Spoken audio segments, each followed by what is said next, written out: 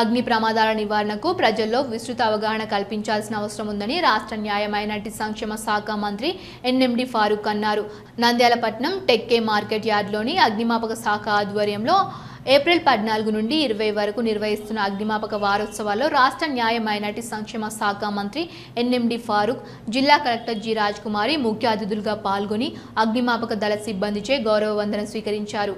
ఈ కార్యక్రమంలో regional fire officer Bhupal Reddy, జిల్లా అగ్నిమాపక శాఖ అధికారి శంకర్ ప్రసాద్, సహాయక ఫైర్ అధికారి Raghunath, Ramakrishna, degree college, NCP and NSS విద్యార్థులు పాల్గొన్నారు. ఈ సందర్భంగా మంత్రి ఎన్ఎండి ఫారూక్ మాట్లాడుతూ అగ్ని ప్రమాదాలపై ప్రజలు విస్తృత అవగాహన కల్పించి నివారణ చర్యలు సమర్థవంతంగా అమలు చేయాలని సూచించారు. ప్రమాదాల నివారణ దృష్టి అగ్నిమాపక భద్రత నిబంధనలు పాటించడంతో పాటు పరికరాల సరైన వినియోగంపై శిక్షణ కార్యక్రమాలు విస్తృతంగా నిర్వహిస్తున్నామని తెలిపారు. జిల్లా కలెక్టర్ జి రాజ్కుమారి మాట్లాడుతూ ఆంధ్రప్రదేశ్ రాష్ట్ర విపత్తు స్పందన మరియు అగ్నిమాపక సేవల విభాగం ఆధ్వర్యంలో ఏప్రిల్ 14 నుంచి 20 వరకు అగ్నిమాపక వారోత్సవాలు నిర్వహిస్తున్నట్టు తెలిపారు. సురక్షిత పాఠశాలలు, సురక్షిత ఆసుపత్రులు, అగ్ని ప్రమాదాలపై అప్రమత్తమైన సమాజం అనే లక్ష్యంతో ఈ కార్యక్రమాలు సాగుతున్నాయని తెలిపారు.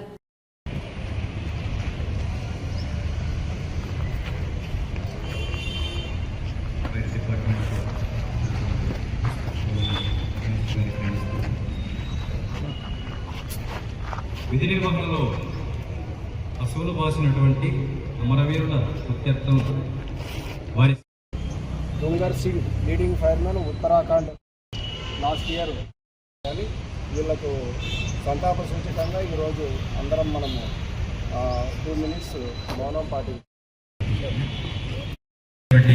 సమయాన్ని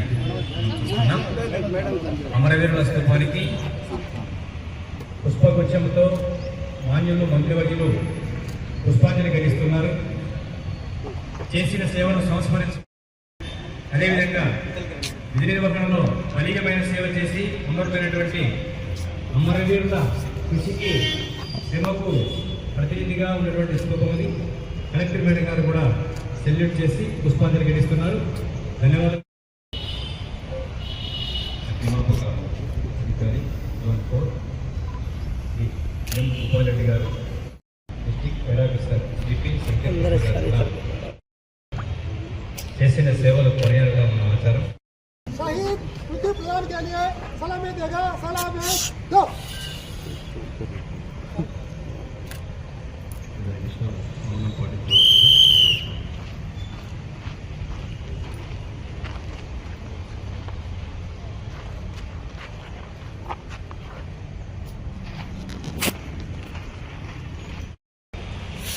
भारत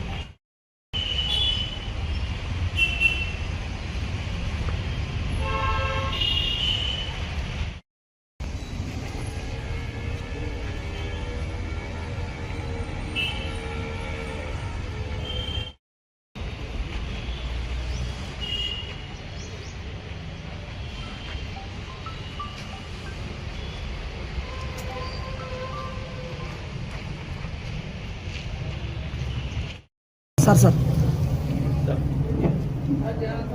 ఈనాడు మహోన్నతమైన వ్యక్తి భారత రాజ్యాంగ నిర్మాణకర్త పుష్పాంజలి చిత్రపటానికి సమర్పిస్తున్నారు. భారత రాజ్యాంగ నిర్మాణంలో 2 సంవత్సరాల 11 నెలల 18 రోజులు అవిరత కృషి చేసి భారత రాజ్యాంగ నిర్మాణానికి విశేషంగా ప్రాణాలను కాపాడుతూ విస్తృతమైన సేవలు చేస్తున్నారు. ఆ సేవలను చాటి చెప్పేటువంటి చక్కని పోస్టర్లు ఇప్పుడు ఆవిష్కరిస్తున్నారు. సుదీర్ఘ జీవన ప్రస్థానంలో ఏర్పడేటువంటి అగ్ని ప్రమాదాలను ఆవిష్కరిస్తున్నారు. ఎలక్ట్రిసిటీ విషయంలో, గ్యాస్ సిలిండర్ విషయంలో, అలాగే పెట్రోల్ బంకుల దగ్గర, అలాగే వేసవిలో ప్రయాణం చేస్తున్న సమయంలో జాగరూకతతో వ్యవహరించాలి.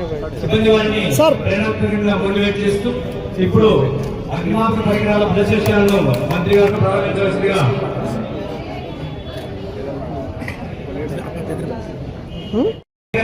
ప్రదర్శిస్తున్నాం, తిలకిస్తున్నాం.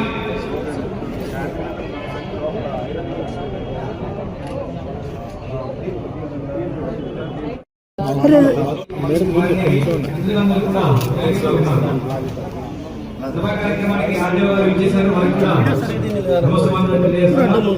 చూడు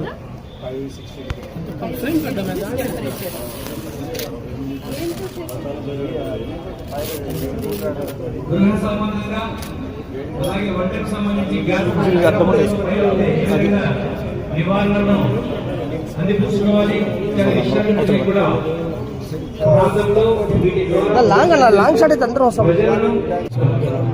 అనుకోని విధంగా బహుళ అంతస్తుల భవనాల్లో మనం చూస్తున్నాం. చెట్లు అడ్డంగా ఉన్నప్పుడు చెట్లను సైతం ఛేదించుకొని ప్రమాదం తిలకించారు. వాటి పనితనాన్ని తెలుసుకున్నారు. ధన్యవాదాలు అందరికీ. కలెక్టర్ గారు, మంత్రి గారు సంయుక్తంగా ప్రారంభిస్తున్నారు. ప్రత్యేక ధన్యవాదాలు సార్. ధన్యవాదాలు మేడం.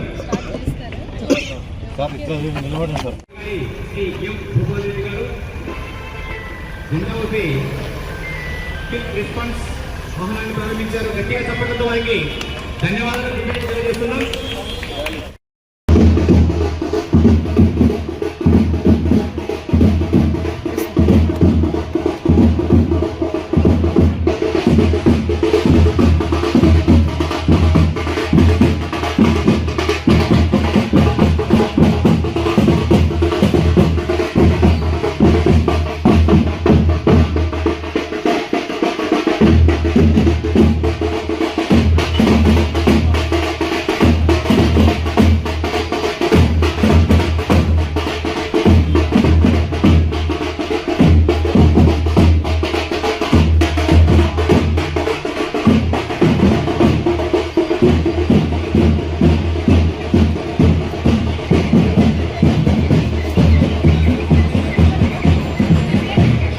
ఎలా తీసుకుంటున్నారు ఏంటని ఎప్పటికప్పుడు మేము మంత్లీ వన్స్ ఒక మీటింగ్ పెడతాం.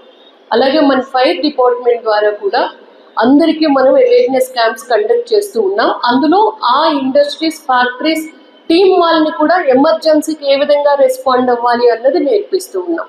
మన జిల్లాలో చూస్తే 33% ఫారెస్ట్ కవరేజ్ ఉంది. వేసవికాలం వచ్చిందంటే చాలు ఫారెస్ట్ ఫైర్స్ అన్నవి మనకి ఎప్పుడు వింటూ ఉంటాం. సో ఫైర్ లైన్స్ అన్నవి ఎలా ఏర్పాటు చేసుకోవాలి, ఈ ఫారెస్ట్ వాచర్స్ ఎవరు ఉన్నారో వాళ్ళు ఫైర్ కంట్రోల్లో ఫారెస్ట్లో వస్తే వెరీ డిఫికల్ట్. ఎందుకంటే కిలోమీటర్స్ కొండల పైకి వెళ్ళి వాళ్ళు చేయాలి. వాళ్ళు ఏ విధంగా చేయాలి అన్నది కూడా మన ఫారెస్ట్ డిపార్ట్మెంట్ వాళ్ళతో కోఆర్డినేట్ చేసుకొని మన ఫైర్ డిపార్ట్మెంట్ వాళ్ళకి చాలా మంచి ట్రైనింగ్ ఇచ్చారు. సో ఎమర్జెన్సీ ఎప్పుడు వచ్చినా కూడా వాళ్ళకు కూడా సపోర్టివ్గా ఫైర్ డిపార్ట్మెంట్ వర్క్ చేస్తూ ఉంది. అంటే అందరు కోఆర్డినేటెడ్ ఎఫర్ట్తోనే ఇలాంటివి ఎమర్జెన్సీస్ వచ్చినప్పుడు మనం ఇమీడియట్గా రెస్పాండ్ అవ్వడం అనేది నేర్చుకోవాలి. తర్వాత ఎక్కడన్నా మనకి ఫ్యూమ్స్ ఇవి వచ్చినప్పుడు ముందు మనం ఏ విధంగా ప్రొటెక్ట్ చేసుకొని దాని నుంచి బయటపడాలి, సెల్ఫ్ డిఫెన్స్ కూడా నేర్చుకోవాలి. సీక్వెన్స్ గా ఇన్సిడెంట్ జరిగేవి మరి ముఖ్యంగా బండాత్మక ప్రాంతం అంతా కొండ ప్రాంతం కాబట్టి ఇక నేను చెప్పకూడదు దాని గురించి. మన వల్ల దాన్ని తగలబెట్టుకునేది, ఎందుకంటే వాళ్ళ వాసాలు గడ్డి దొరుకుతాయి కాబట్టి ప్రభుత్వం 1000 రూపాయలు 1200 రూపాయలు ఇస్తుంది కాబట్టి దాన్ని కోసం తగలబెట్టుకునేది. మళ్ళీ ప్రభుత్వం తీసుకుని 1200 రూపాయలు తీసుకునేది, మళ్ళీ అది వేసుకునేది, మళ్ళీ కాచుకునేది. ఈ రకంగా ఉండేది. కానీ ఇప్పుడు ఎంత డెవలప్ అయిపోయింది, ఎంత ఉన్నారు ఇప్పుడు చూసాం. మేడం తెలుగు, మేము రాజకీయాలు వచ్చినప్పుడు మేడం కూడా మనకు పుట్టారు లేదు దగ్గర చాలా చిన్నపిల్లలు ఉంటున్నారు. 2 ఏళ్ళు 3 సంవత్సరాలు ఉంటాయి మీకు రాజకీయాలు వచ్చినప్పుడు అమ్మా. మరి వెరీ లిటిల్ బేబీ ఆర్ ఎంజే హాస్పిటల్ నంద్యాల పట్టణంలో అత్యాధునిక సదుపాయాలతో నిష్ణాతులైన వైద్యులచే అందరికీ అందుబాటులో అతి తక్కువ ఖర్చుతో వైద్యం అందిస్తోంది MJ hospital. Doctor Jasmine Sultana MBBS MS DGO, LSS laparoscopy, Netherlands, obstetrician and gynaecologist, గర్భిణీ మరియు స్త్రీ వ్యాధి నిపుణులచే హై రిస్క్ ప్రెగ్నెన్సీ, సాధారణ కాన్పులు, సిజేరియన్, ఫ్యామిలీ ప్లానింగ్ ఆపరేషన్, గర్భసంచి ఆపరేషన్, లాప్రోస్కోపీ ద్వారా ఆపరేషన్లు, సంతాన సాఫల్యం కొరకు చికిత్స చేయబడును. ఇప్పటి వరకు విజయవంతంగా 988 డెలివరీలు చేయడం జరిగింది. 75 నుండి 80% నార్మల్ డెలివరీలు చేయడం జరిగిందని తెలియజేయటకు సంతోషిస్తున్నాం. సుమారు 4 కేజీల బరువు గల కణితిని తీస్తూ మరో ప్రక్క 3.5 కేజీల బరువున్న శిశువును అతి కష్టమైన ఆపరేషన్ విజయవంతంగా బయటికి తీయడం జరిగింది. అత్యాధునికమైన operation theatre, labour room, emergency విభాగం, ఇంక్యుబేటర్ సదుపాయం, వెంటిలేటర్ సదుపాయం, అత్యాధునిక ఐసీయూ, ఆధునిక హంగులతో వెయిటింగ్ హాల్, ఆధునిక special AC rooms, sharing rooms, non AC rooms, అధునాతన లాబొరేటరీ, 24 గంటల ఫార్మసీ సదుపాయం, పేషెంట్స్ కొరకు లిఫ్ట్ సదుపాయం, విశాలమైన పార్కింగ్ సదుపాయం కలదు. చిన్నపిల్లల వైద్య నిపుణులు, లాప్రోస్కోపిక్ విభాగం మరియు అత్యవసర సేవలు అందించబడును. వివరాలకు సంప్రదించండి. MJ hospital, Sanjeev Nagar, Nandyal. Cell numbers 9959763848 and 9063078981.